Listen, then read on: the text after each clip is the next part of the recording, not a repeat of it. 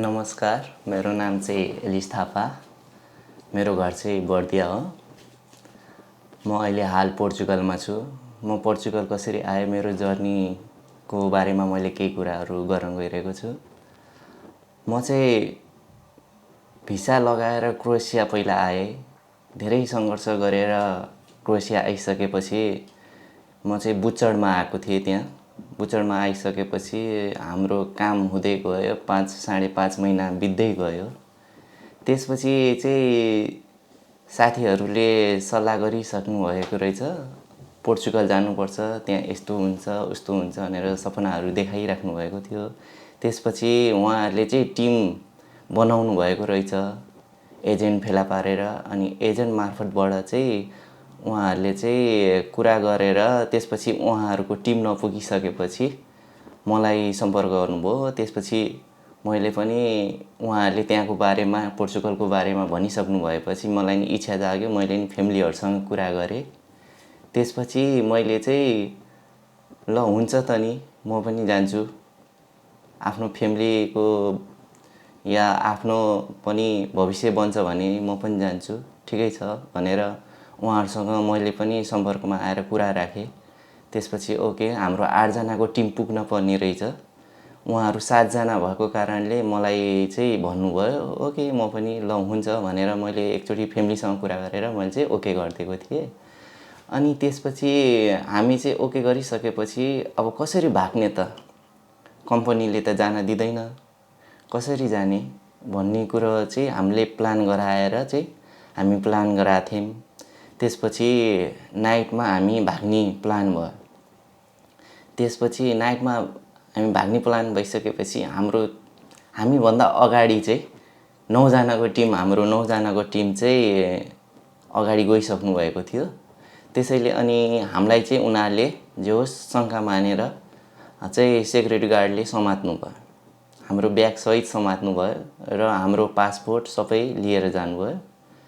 त्यसपछि कम्पनीको हेड बोसमा पुगेपछि कुरा, उहाँहरूले चाहिँ फेरि हाम्रो पासपोर्ट बारेमा चाहिँ जो जफत गरेर उहाँहरूले भन्नुभयो कि तिमीहरूले हामीले लगाएको लगानी तिमीहरूले उठाएकै छैन, त्यसैले हामी तिमीहरूलाई जान दिन्नौँ। एकचोटिको चान्स हो, तिमीहरूले फेरि यस्तो कुराहरू नगर्नु, यहाँबाट भाग्ने कोसिस नगर्नु, तिमीहरूलाई हामी पुलिसको जिम्मा लगाइदिन्छौँ भनिसक्नु भएपछि ओके भनेर हामीले चाहिँ फेरि त्यसको 1 हप्तापछि फेरि प्लान गरायौँ। एजेन्टलाई हामीले पैसा दिइसकेको थियौँ। 250 युरो चाहिँ हामीले अलरेडी तिरिसकेको थियौँ एकजनाको बापत। हामी 8 जनाको टिम थियौँ। अनि हामीले दिइसकेपछि हाम्रो पासपोर्ट रिटर्न भइसकेपछि हामीले 1 हप्ताको प्लान गरायौँ। गराएपछि हामी कसरी जाने भनेर पहिला अनि त्यहाँ सल्लाह गरेपछि एउटा बोस्नियाको साथी हुनुहुन्थ्यो, उहाँलाई चाहिँ हाम्रो राम्रो जे होस् फ्रेन्डसिप थियो, उहाँले चाहिँ हामीलाई सल्लाह दिनुभयो तिमीहरूको ब्याग चाहिँ हामीलाई दिऊ, म चाहिँ तिमीहरूको कहाँ पुर्याउन पर्ने म पुर्याइदिन्छु, त्यसपछि तिमीहरू एक एक गरेर निस्किनु क्याम्पबाट भनेर उहाँले सल्लाह दिनुभयो। उहाँकै सल्लाह बमोजिम हामीले चाहिँ सबै कुराहरू मिलाएर प्लान गरेर एक गरेर हामी त्यहाँबाट निस्क्यौँ। त्यसपछि निस्किसकेपछि कम्पनीलाई शङ्का भएछ। फेरि शङ्का भइसकेपछि कम्पनीले पुलिसमा पहिल्यै जाहेर दिइसक्नु भएको रहेछ कम्पनीको बोसहरूले। त्यसपछि हामी त्यहाँबाट बस स्टेसनमा हामी गइसकेपछि हामीलाई चाहिँ जे होस् खोज तलास भइरहेछ। त्यसपछि हामी चाहिँ बसको टिकट काटेर हाम्रो नाम चाहिँ त्यहाँ लेखाएर हामी चाहिँ त्यहाँ ट्याक्सी समातेर 4 जनाको टिम गरेर ट्याक्सी समातेर हामी गयौँ। कति किलोमिटर बनिसक्यो के को बन्दै कहिले कहिले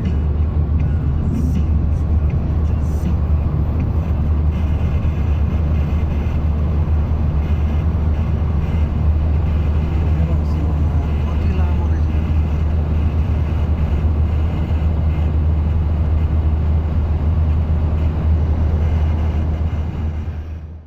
रेजिका भन्ने ठाउँमा हामीलाई पुग्नु थियो। त्यो भनेको लास्ट बोर्डर थियो क्रोएसियाको।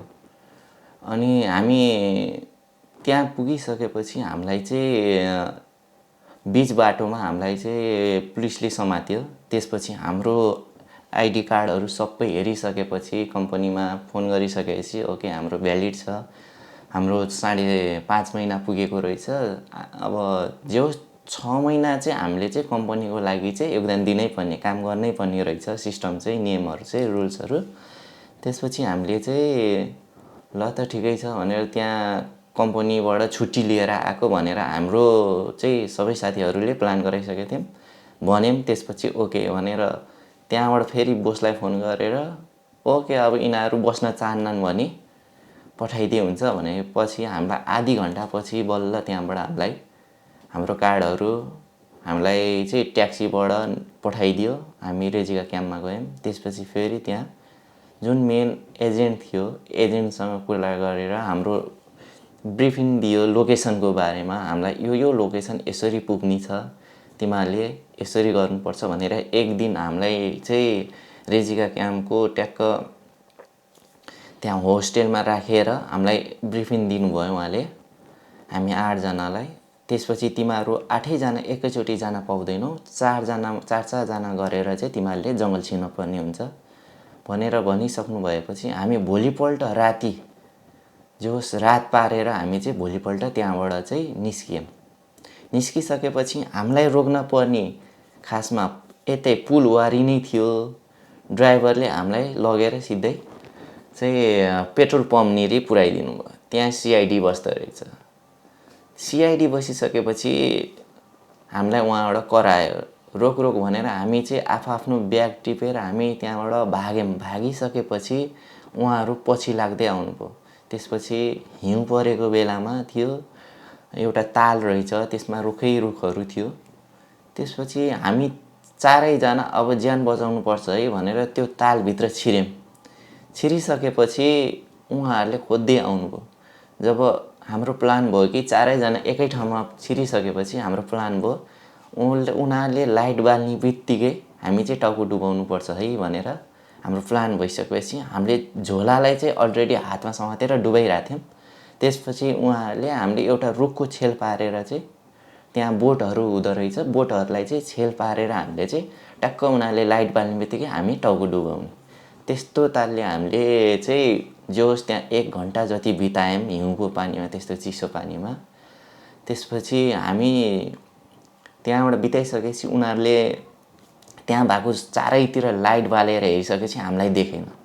नदेखेपछि उनीहरू फेरि रिटर्न गरेर पेट्रोल पम्पनिर बसिरहेको थियो।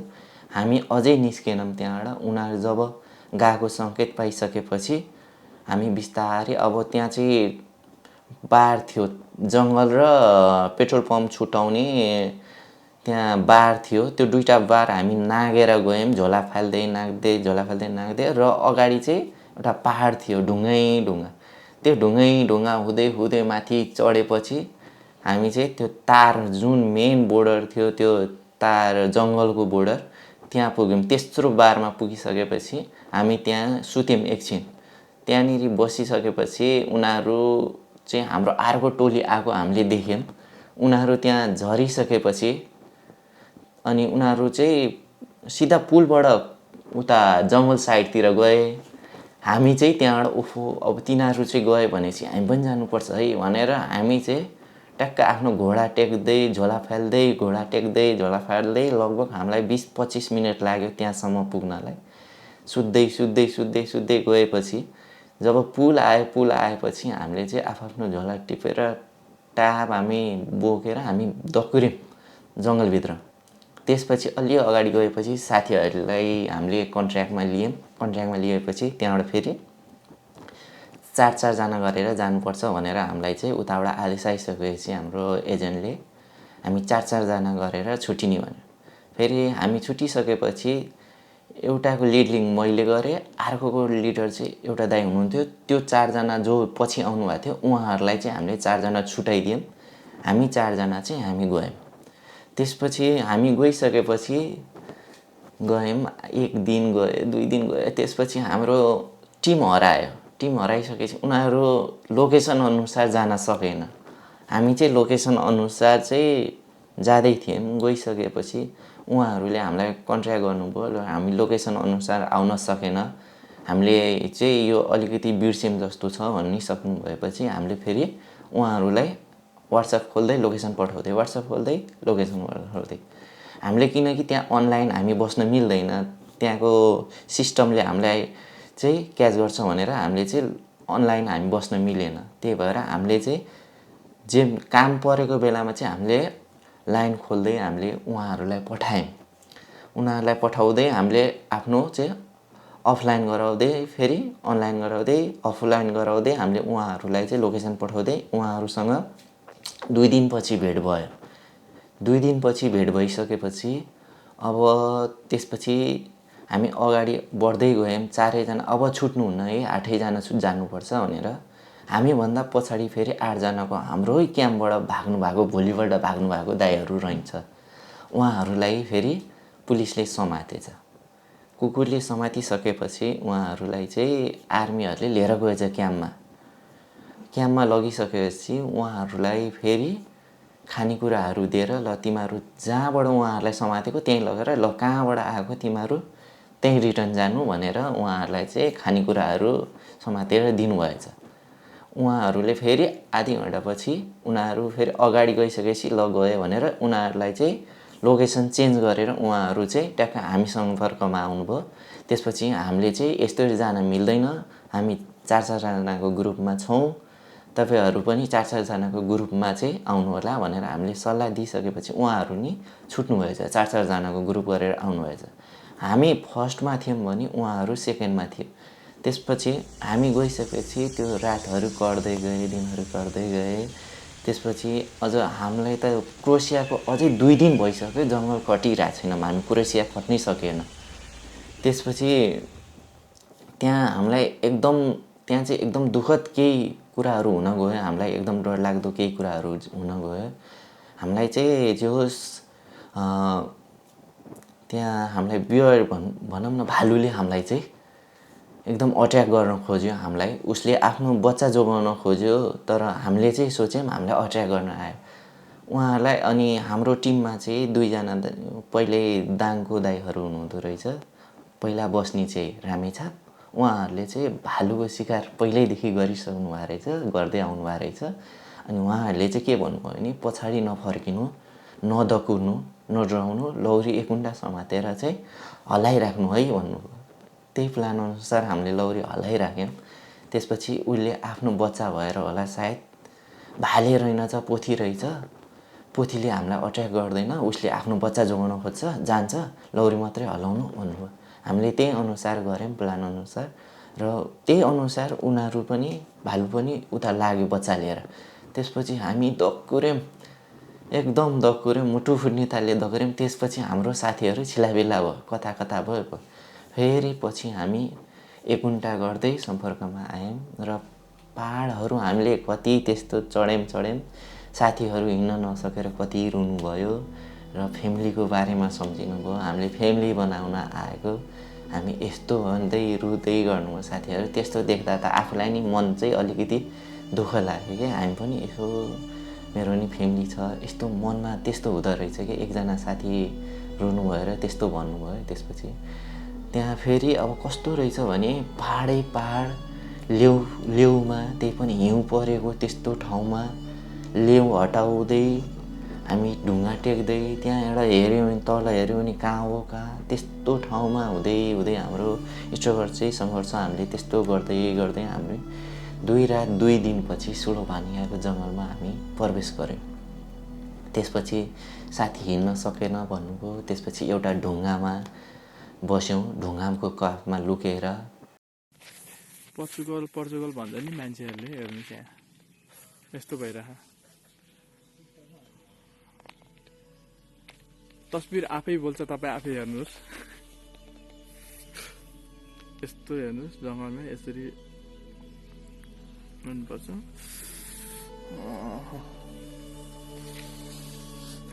हेर्नुहोस् यस्तो आइज छ होइन, यस्तो आइजमा पनि यस्तै हिँडिरह मान्छेहरू। अब त्यहाँ चाहिँ केही खानेकुराहरू खानुपर्छ है भनेर आधी घन्टा हामीले फेरि उता सम्पर्क गऱ्यौँ हाम्रो एजेन्टलाई। उहाँहरूले ल आधी घन्टा तिमीहरूको टाइम छ, आधी घन्टा तिमीहरूले चाहिँ त्यहाँ ब्रेक गर्नु है, त्यही पनि ढुङ्गामा लुकेर है भन्नुभयो। हिउँ परिरहेछ अनि त्यही हिउँमै भए पनि अब बस्नै पऱ्यो ढुङ्गामा लुकेर। हामी चाहिँ साथी चाहिँ रोइ बिचरा थाकिसक्नु भएको थियो। अनि हामी चाहिँ के भयो भने त्यहाँ चाहिँ खाजा खाने क्रममा साथीले एकदम दुःख कुरा सुनाउनु भयो। मेरो यस्तो फ्यामिली छ, यस्तो छ, म यस्तो गरेर आएको, कहाँ फसियो भनेर त्यस्तो दुःख गर्नुभयो। त्यसपछि हामीले चाहिँ जे होस् उहाँहरूलाई चाहिँ सान्त्वना जे होस् दिँदै केही हुँदैन, हाम्रो सङ्घर्ष हाम्रो फ्यामिलीको लागि आएको हो। भोलि हामी सक्सेस भयो भने हाम्रो फ्यामिली पनि यहाँ ल्याएर हामीले सक्सेस एकदम हामीले राख्न सक्छौँ आफ्नैसँग। अब यत्रो वर्ष हामी चाहिँ देश खाडीहरूतिर जाँदाखेरि हामीले आफ्नो फ्यामिलीसँगै बस्न पाएन, अब यहाँ चाहिँ बस्न पाउँछ भनेर हामीले त्यो सोचले हिँडेको केही छैन साथी। त्यसरी चाहिँ हामी चाहिँ एकदम निराश हुनु हुँदैन। हामी झन् यस्तो निराश भयो भने चाहिँ हामी चाहिँ अझै हाम्रो चाहिँ लक्ष्य हाम्रो कहाँ थियो होइन, हामीले के गर्न आएको त्यो लक्ष्यमा हामीलाई अलिकति हाम हुन्छ कि, त्यसैले हामीले चाहिँ त्यस्तो गर्नु हुँदैन है, त्यस्तो सोच्नु हुँदैन भनेर चाहिँ हामी चाहिँ उहाँलाई चाहिँ अलिकति जे होस् उहाँहरूको मनोबल बढाउँदै हामी त्यसरी बस्यौँ। र त्यही क्रममा साथीले भिडियोहरू पनि गराउनु भएको रहेछ, त्यो थोरै क्लिपहरू पनि हामी बिचबिचमा हालिदिउँला होइन। अनि त्यसपछि हामी आधी घन्टापछि त्यसपछि हामी हिँड्यौँ र त्यहाँ चाहिँ हामीभन्दा अगाडि पहिला कोही हिँडेको रहेछ।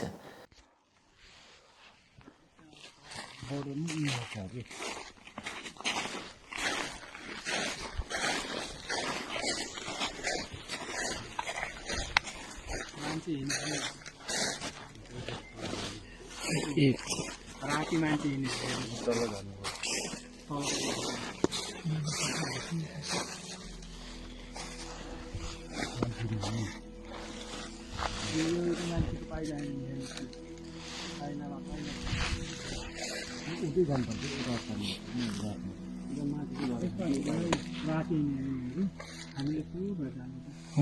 यिनीहरू त्यो जम्के यो बाटो त्यही झरे हौ, हेर्नु न उतिबाट तल झरेर।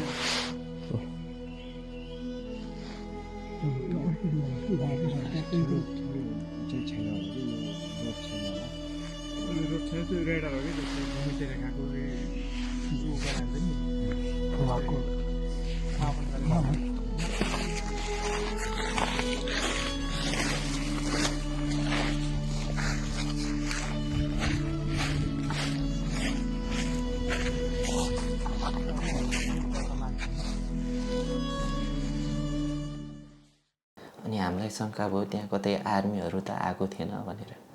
त्यसपछि हामीले लोकेसन चेन्ज गर्नुपर्छ भनेर अब सर्टकटमा होइन कि लङ बाटै हिँड्नुपर्छ, जे होस् हामी चाहिँ नछोपियौँ यहाँबाट, हामी कसरी हुन्छ सेफ वहाँ पुगौँ भन्ने हाम्रो लक्ष्य थियो। त्यसपछि हामी हिँड्दै गयो, रात बित्दै गयो, हिँड्दै गयो, रात बित्दै गयो। अनि अब त राति जति अगाडि बढ्यो उति आफ्नो हाम्रो पाइलाहरू त्यति कमजोर हुँदै गयो। न खाना छ न पानी छ, हाम्रो खाना पानी सबै सकिसक्यो। अब के गर्ने त भनेपछि अगाडि बढ्दैछौँ, हामी पानीको खोजीमा थियौँ।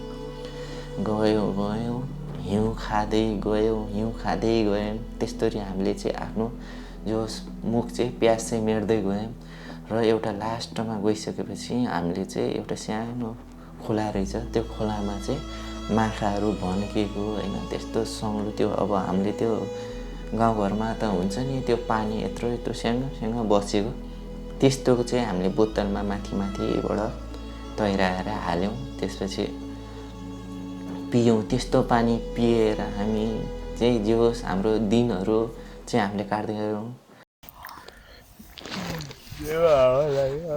आज 3 दिन 4 दिनको हिँडाइपछि बल्ल स्लोभानियाको के रे यो कुन के जङ्गलमा अझै कट्या छैनौँ।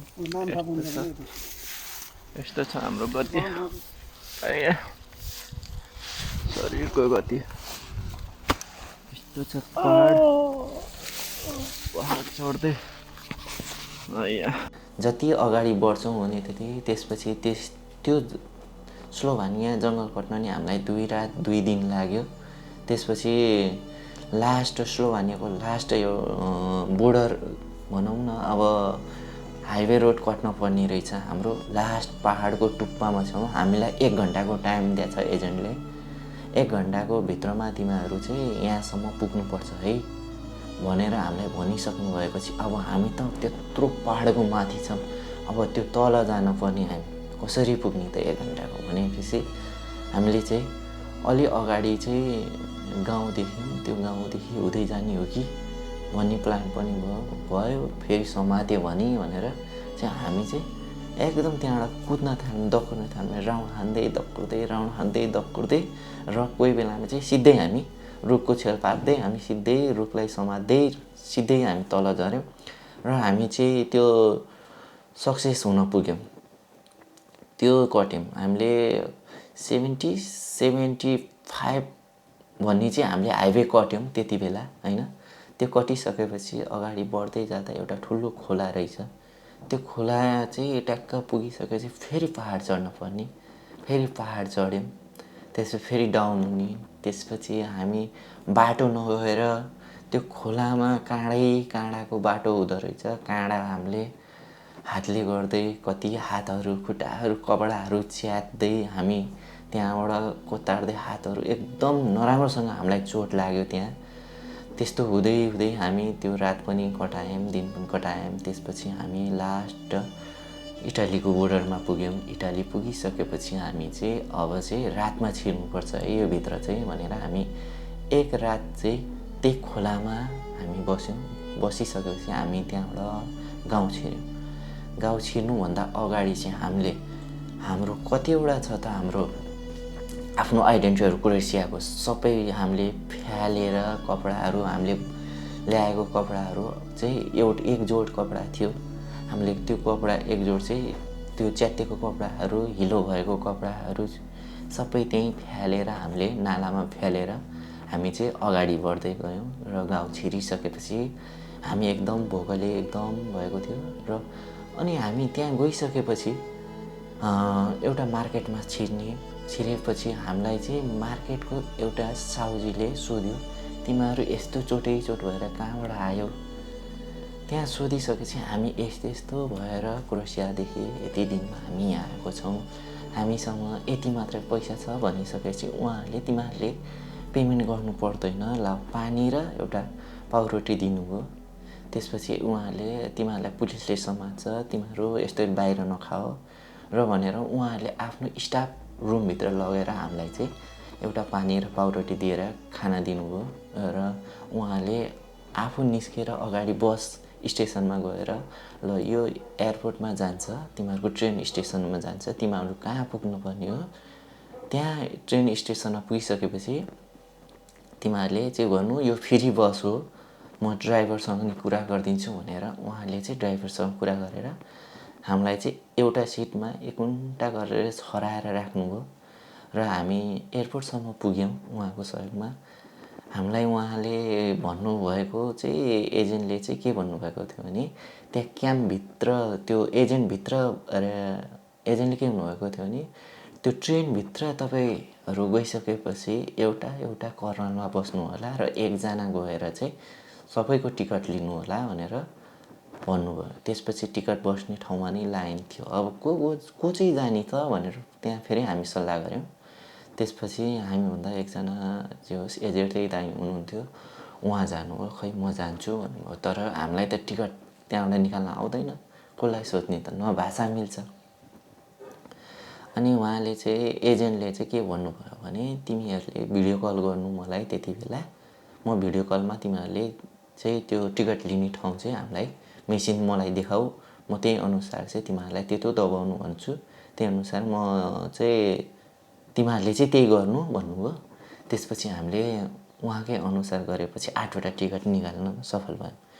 त्यसपछि भइसकेपछि पुलिसहरू त्यहाँ घुम्दै हुनुहुन्थ्यो। हाम्रो यति यति नम्बरको बस तिमीहरूको ट्रेन आउँछ, त्यो ट्रेनबाट चाहिँ तिमीले यहाँबाट यहाँ जानुपर्ने हुन्छ भनिसक्नु भएपछि हामी चाहिँ ट्रेन समात्यौँ। त्यसपछि हामीलाई चाहिँ के भयो भने जुन ठाउँमा निस्किन पर्ने हामी त्यो ठाउँमा हामीले लोकेसन हेर्दै जाँदाखेरि हाम्रो लोकेसन चाहिँ रङ देखाइयो र त्योभन्दा हामी अगाडि नै झरेको रहेछौँ। त्यसपछि फेरि त्यहाँ टेन्सन भयो, तिमीहरूलाई किन निस्कियो यहाँबाट, अब तिमीहरू कसरी जान्छौ त्यहाँबाट, फेरि अर्को ट्रेन काट्नुपर्छ तिमीहरूले। त्यहाँ पुलिससँग चाहिँ एकदम नडराइकन तिमीहरूले, त्यहाँ सेक्युरिटीहरू हुन्छ पुलिसहरू, त्यहाँ गएर चाहिँ हामी यस्तो यस्तो भयो, यहाँ रङ झरेछ भनेर चाहिँ तिमीहरूले एकचोटि कुरा राख्नु, तिनीहरूले हेल्प गर्छ भनिसकेपछि त्यही टिकटमा हामीलाई चाहिँ पुलिसले चाहिँ ट्रेनमा चाहिँ हामीलाई हालिदिएपछि हामीले अर्को स्टेसनमा हामी पुग्यौँ। त्यसपछि उहाँहरूले कन्ट्र्याक्टमा हामीलाई चाहिँ इटलीको जे होस् यो भागेर आउनेहरूको लागि चाहिँ पासपोर्ट भएपछि उहाँहरूले चाहिँ बस्न दिनुहुँदो रहेछ, नत्र चाहिँ बस्न नदिने रहेछ। अनि हामी चाहिँ अब सबै साथीहरूले त पासपोर्ट त एकदम झोलाको भित्र च्यातेर राख्नुभएको थियो, तर मैले चाहिँ राखेको थिएन।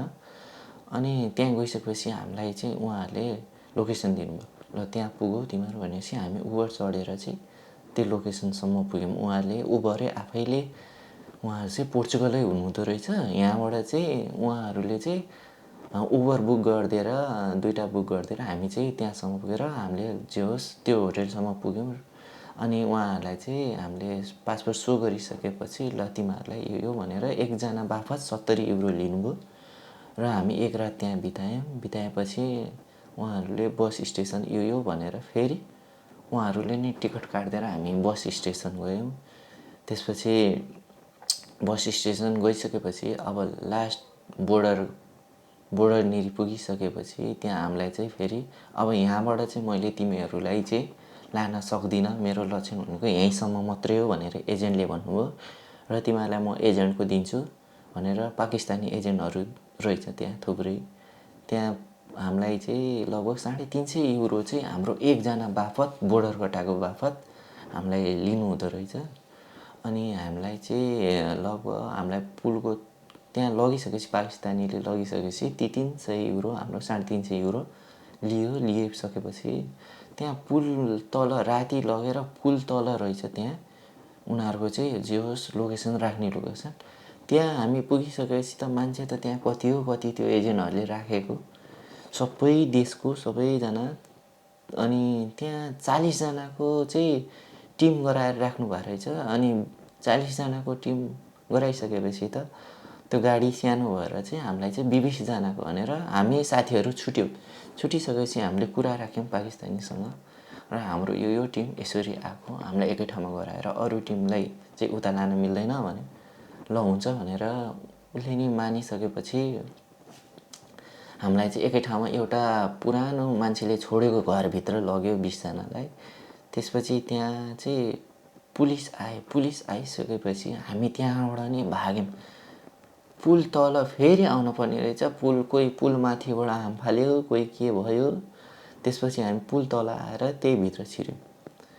त्यसमा चाहिँ अनि पैसा दिएर के गरेर पुलिस त्यहीँ आइसकेपछि उनीहरूले चाहिँ के गरेर एजेन्ट त भयो, अब उनीहरूले कुरा मिलाइसकेपछि उनीहरूले पठाएर फेरि हामीलाई त्यही घरमा रिटर्न लग्यो। त्यसपछि त्यहाँ हामीलाई लगभग 8-9 घन्टा राखिसकेपछि राति त्यहाँबाट चाहिँ 12 बजे राति त्यहाँबाट हामीलाई चाहिँ एउटा बसको डब्बाभित्र जो भेनै भनौँ न, भेनमा त्यो सिटहरू पुरा निकालेकोमा 20 जना नअट्नेमा 20 जना काचाकुची गरेर हामीलाई चाहिँ कोचार्यो। लगभग त्यहाँबाट कोचारिसकेपछि हामी चाहिँ सास फेर्न गाह्रो हुँदै लगभग 5-10 मिनटको बाटोपछि उनीहरूले फेरि ल ल झरो झरो भनेर हामीलाई त्यहाँ झरायो। झराइसकेपछि हामी चाहिँ झऱ्यौँ। रातिको समय थियो, हाइवे रोड रहेछ। त्यसमा हाइवे रोड कट्ने बित्तिकै उता फेरि फ्रान्सको बोर्डर रहेछ, फ्रान्स र इटलीको बोर्डर। त्यसपछि हामी त्यहाँबाट बिस्तारी उसले दक्कुर्दै अगाडि ऊ दक्कुर्दैछ, हामी पछाडि दक्कुर्दैछ। बस आउने बित्तिकै गाडीहरू आउने बित्तिकै सुतु भन्छ, सुत्यौँ। फेरि दक्कुरायो 15-20 मिनट त्यस्तरी दक्कुरायो हामीलाई।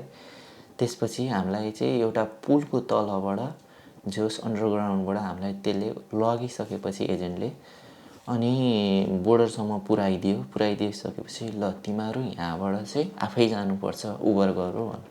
हामीसँग त उबर थिएन, हामीलाई त एजेन्टले गरिरहेको थियो उबर त।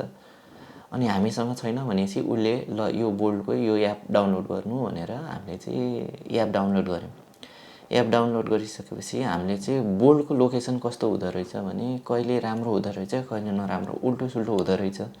हामीले यो होटेलमा जाऊ तिमीहरू, यो होटेलमा गइसकेपछि तिमीहरूले चाहिँ यति दिन बसो, यति दिन बसिसकेपछि चाहिँ तिमीहरू बल्ल जाऊ है, गाडी पाउँदैन, नत्र एक हप्ता अगाडि नै टिकट काटेर बल्ल तिमीहरूले गर्नुपर्छ भने उसले भनेअनुसार चाहिँ हामीले बोल्ड गरिसकेपछि हामी त्यहाँबाट चाहिँ बोल्ड आएछ, अर्को लोकेसनमा आयो, हामी चाहिँ अर्को लोकेसनमा बसेर छ। त्यही भइसकेपछि अनि एजेन्ट आएर गाली गर्यो हामीलाई, तिमीहरूको बोल्ड यहाँ आइसक्यो, तिमीहरू कहाँ छौ भनेर फोन गरेर गाली गर्यो। अनि आएर एउटा साथीलाई त एक लात हान्नु हो त्यो एजेन्टले, पाकिस्तानीले। अनि त्यहाँ पनि अलिकति लफडा भयो, झगडा भयो, त्यहाँ साथीहरू झगडा गरेछ, त्यस्तो नगर हो, यस्तो यस्तो हो, हामी वहाँ आएको, हामीलाई केही जाने, यसले बिचैमा छोडिदियो भने हामी कसरी पुग्ने, हामीले सहनै पर्छ साथीहरू भनिसकेपछि सल्लाह गरिसकेपछि अनि बोल्ट उसले फेरि बोल्ट मगाइदिएर हामीलाई बोल्ट हालिदिएर त्यो होटेलको बोर्ड हालिदिएर त्यहाँबाट हामी फेरि गयौँ।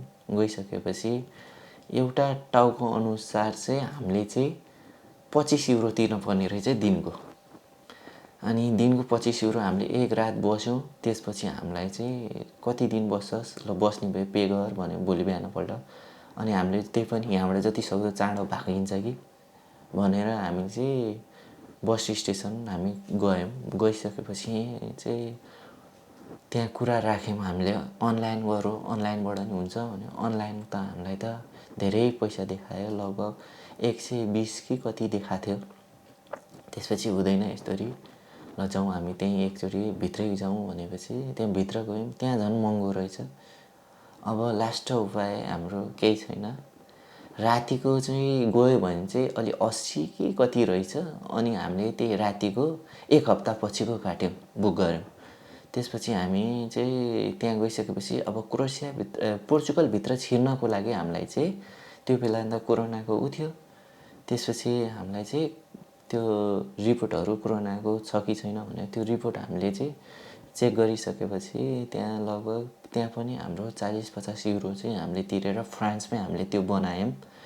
जे होस् भ्याक्सिन हानेको यताउता गराएको हामीले चाहिँ त्यहाँ बनायौँ। बनाइसकेपछि एक हप्तापछि हामी फेरि त्यो बस स्टेसन गएर हामी चाहिँ गयौँ। त्यसपछि लगभग त्यहाँ 9 घन्टा गइसकेपछि हामीले चाहिँ अनि स्पेन प्रवेश गऱ्यौँ।